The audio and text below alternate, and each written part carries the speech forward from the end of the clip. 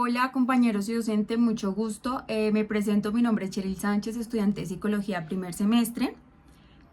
Este video hace referencia a la explicación de qué es el transporte celular y los dos tipos que existen de transporte, que en este caso sería el activo y el pasivo. Les voy a dar un ejemplo de cada uno de los transportes y vamos a iniciar dejando claro qué es el transporte celular. El transporte celular es el proceso mediante el cual las células intercambian sustancias con su entorno y también mueven materiales dentro de la propia célula. Recordemos que este proceso es fundamental para la vida celular. ¿Por qué? Porque este nos permite la entrada de nutrientes y la salida de desechos, además de regular el equilibrio interno de la célula. Encontramos en el transporte de la célula, les voy a acercar un poco para que veamos, que encontramos un transporte, que es el que se inicia en, valga la redundancia, nuestro transporte celular. En este mismo transporte celular encontramos un exterior celular, un interior celular, que sería el citosol, un anclaje y una conexión de este transporte celular, finalmente los receptores y unas enzimas. De este transporte celular encontramos dos tipos de transporte. Tenemos el transporte pasivo. Cuando hablamos de transporte pasivo, hablamos de que este transporte ocurre sin gasto de energía, es decir, a favor de la degradiente de concentración, de mayor concentración a menor concentración. Dentro de este transporte pasivo encontramos dos difusiones. Tenemos la difusión simple y la difusión facilitada. Cuando hablamos de difusión simple, hablamos de que estas moléculas atraviesan la membrana directamente, como el oxígeno y el dióxido de carbono.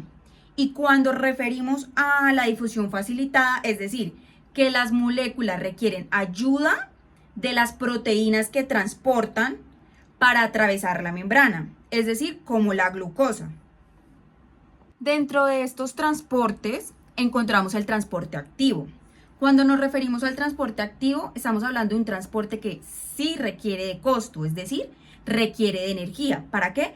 Para mover las moléculas en contra del gradiente de concentración, es decir, de menor a mayor concentración.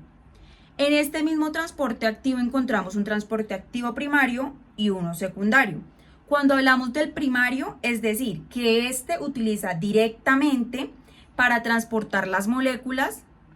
Un ejemplo que podemos poner ahí muy breve es el de la bomba sodio-potasio.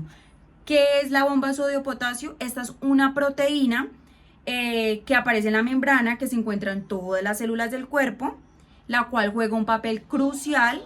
¿Cuál es? El de atravesar la membrana celular. Esta es la que se encarga del transporte activo de los iones de sodio en la membrana celular.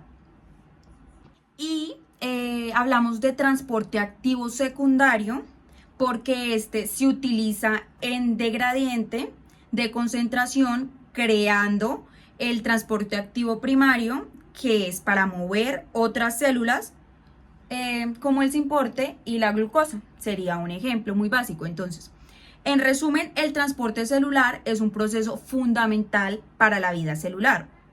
¿Por qué? Porque este nos permite el intercambio de sustancias con su entorno y sobre todo porque este es el que mantiene su equilibrio. Con base a esto tenemos un ejemplo muy cotidiano del transporte activo. Lo vemos en ¿dónde? En la producción de leche materna. ¿Por qué? Porque la leche materna está formada por glándulas mamarias, las cuales requieren un transporte activo. ¿Para qué? Pues para mover los nutrientes y que estos componentes de la sangre a la leche transporte. Entonces, ese es uno de los ejemplos más cotidianos que podemos ver, que es la leche materna, en el cual se necesita un transporte activo.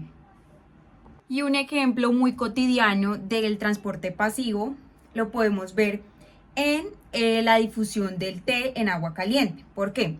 Porque cuando se prepara un té en agua caliente, estas partículas de té se mueven desde la bolsita, es decir, donde están más concentradas, hacia el agua, donde están menos concentradas, pero finalmente hacen una concentración la cual se iguala en la taza de agua. Entonces, ese es un ejemplo muy cotidiano. Yo creo que todos consumimos té alguna vez en la vida, entonces ahí estamos viendo un transporte pasivo. Muchísimas gracias por su atención. Dios los bendiga.